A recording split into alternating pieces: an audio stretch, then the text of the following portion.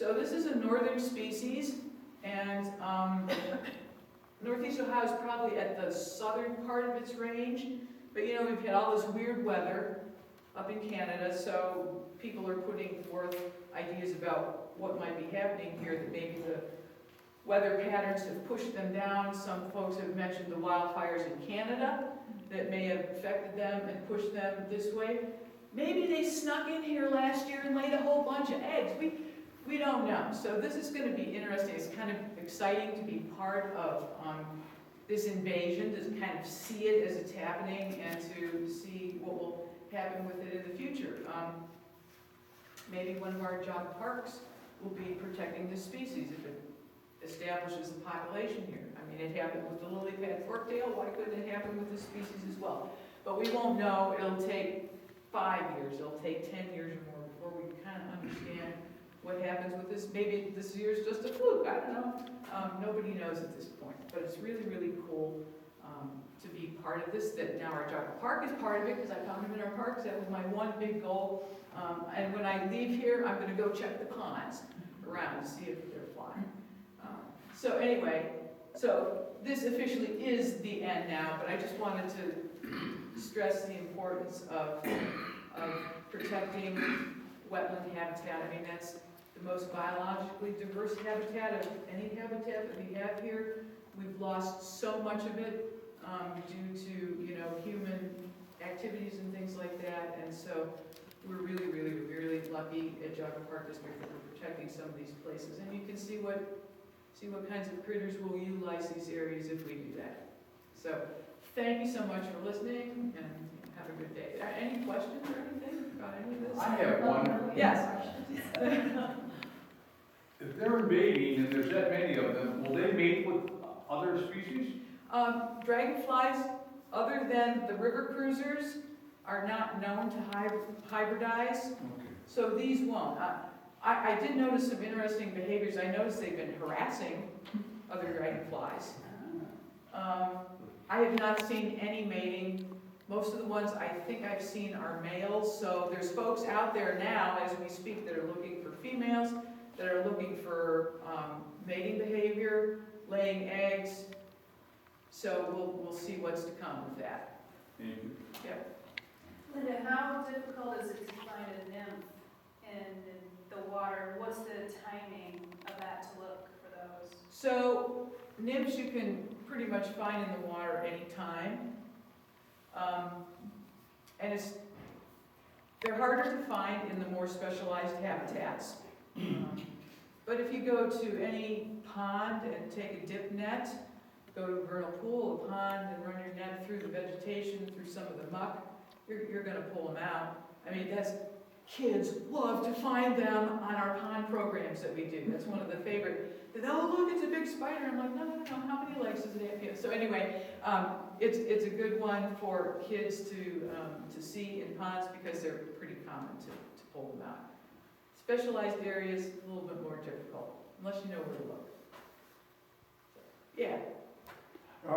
Linda's not going to brag about herself, but I will. We are super fortunate to have Linda. She has a book out. I don't know if you're aware of this. She and a couple of other well-known biologists in Ohio, they have a really cool book on dragonflies and damselflies. She's co-authored. She won't talk about it, but I will. It's available through the Cleveland Museum of Natural History, right? Is it still published there? I think so, and I think you can get it on Amazon too. It is beautiful. The coolest photographs of all these different species, and talks about them all, and maps of Jogga County, and really a nice book.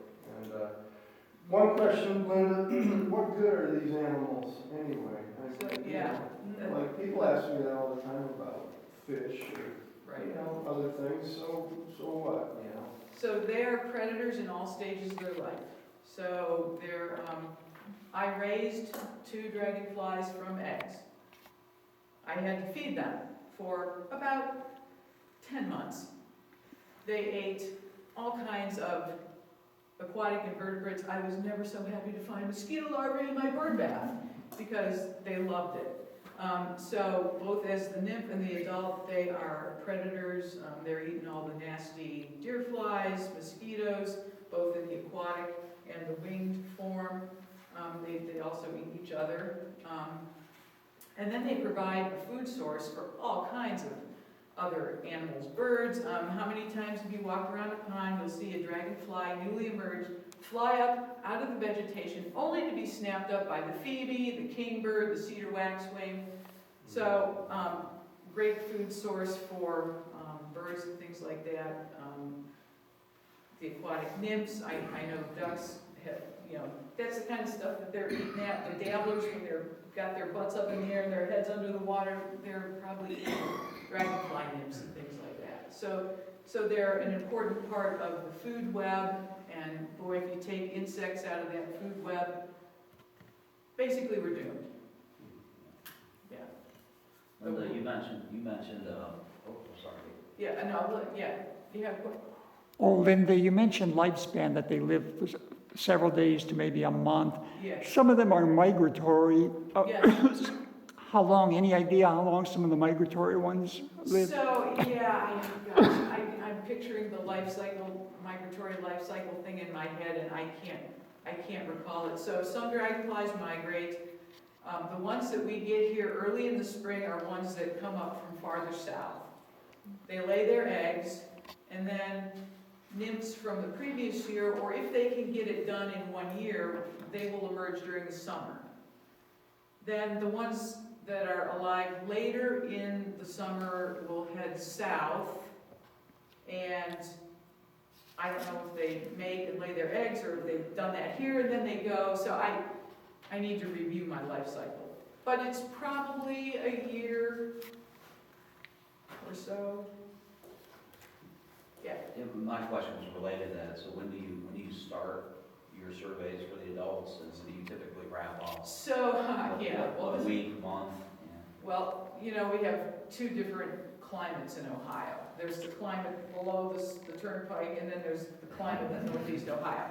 So generally, the earliest that we've seen them in northeast Ohio, there was one warm year, we saw some in March, on the wing in March. Generally, I start seeing them around April, second half of April, if we get some warm weather, but then they start really getting rolling in May and then over the summer months. So usually I say March 1st, but. And then what's the back end? The back end is probably November. There's species that can fly. I've seen species on the wing on a 50-degree, 40-degree something day in November one time.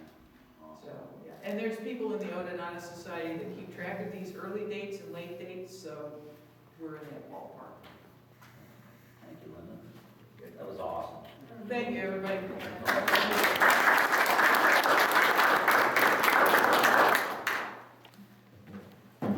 There were smatterings of conversation about water quality throughout Linda's presentation, the importance of stream restoration. So definitely indicative of water quality, which is all indicative of, we've got some great water sources here in Johnson County. What we drink day in and day out in some cases, so yeah.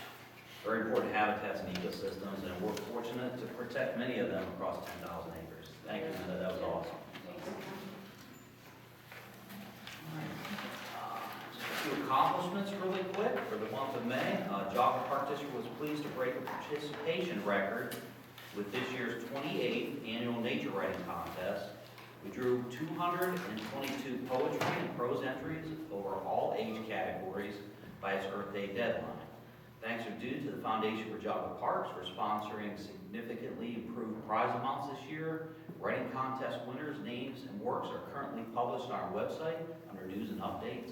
And they've also been invited to bring their families to an exclusive winter celebration July 19th at Clarendon Woodlands. So congratulations to our winners. Also, out of the Naturalist Department in the month of May. May is our biggest month for school field trips. The Nature Scopes programs, Binocular Blitz, and graduation were held at the Rookery. It's our culminating event and represents the largest part of those field trips, involving 10 schools and 805 students, plus teachers and parent assistants. So Great job as always, Natchez, with our nature scopes. Also held in the month of May, on the 20th at the Westwoods, and this was a collaborative effort of all our departments, was a Touch-a-Truck event.